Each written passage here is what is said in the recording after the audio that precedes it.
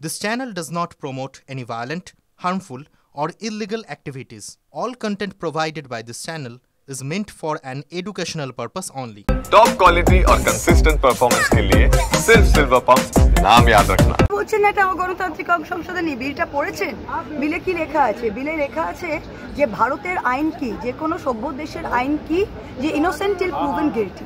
আজকে আমাদের যেটা রিপ্রেজেন্টেশন অফ পিপলস অ্যাক্ট আছে তাতে পরিষ্কার লেখা আছে যে যে কোনো প্রতিনিধি, যে কোনো জনপ্রতিনিধিকে 7 বছরের বেশি যদি ইমপ্রিজনমেন্টে যদি তাকে কোনো কোর্ট কনভিক্ট করে, মানে তার সাজা হয়, তাকে গিলটি প্রুভ করা হয়, তবে তাকে সরানো যাবে।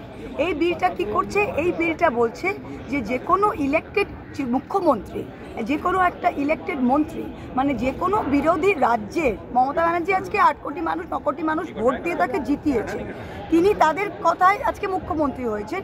কালকে সেন্ট্রাল গভর্নমেন্ট নিজের ইডি, নিজের সিবিআই তাদেরকে দিয়ে যে কোনো ভুয়ো ফলস কেসে তারা অ্যারেস্ট করতে পারে, আর 30 দিনের মধ্যে সেই স্টেট গভর্নমেন্ট, সেই মুখ্যমন্ত্রী, সেই মিনিস্টারকে স্যাক করতে পারে।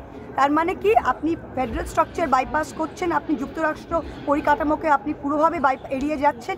সেকেন্ড কি, আপনি জুডিশিয়ারি, এটা দেশের জুডিশিয়ারি, আপনি আইনি বিচার ব্যবস্থাকে এড়িয়ে যাচ্ছেন, কারণ বিচার ব্যবস্থারই একমাত্র রাইট রয়েছে কাউকে ইনোসেন্ট বা কাউকে গিলটি প্রুভ করার। আপনি সেটার জন্য অপেক্ষা না করে 30 দিনের মধ্যে, দিল্লিতে দেখলেন কি হলো, সত্যেন্দ্র জৈনকে তারা জেলে দিল, 4 বছর পরে সিবিআই বলছে যে আমাদের কাছে কোনো প্রুফ নেই। আজকে এনফোর্সমেন্ট ডিরেক্টরেটের কনভিকশন রেট 1%। তা ওরা আজকে যে কোনো কাউকে অ্যারেস্ট করে, 100 জনের মধ্যে একজন গিলটি, তাদেরকে অ্যারেস্ট করবে। তা এইটা শুধু অপোজিশন বিরোধী পক্ষরও নয়, এটা উইদিন দ্য বিজেপি, তাদের যেটা অ্যালাইজ আছে তাদের মধ্যেও যদি কেউ অমিত শাহ, নরেন্দ্র মোদীর কথা না শোনে, তাহলে ঘচাংফু, গলা কেটা হবে। এটা কত ডেঞ্জারাস আপনারা বুঝুন।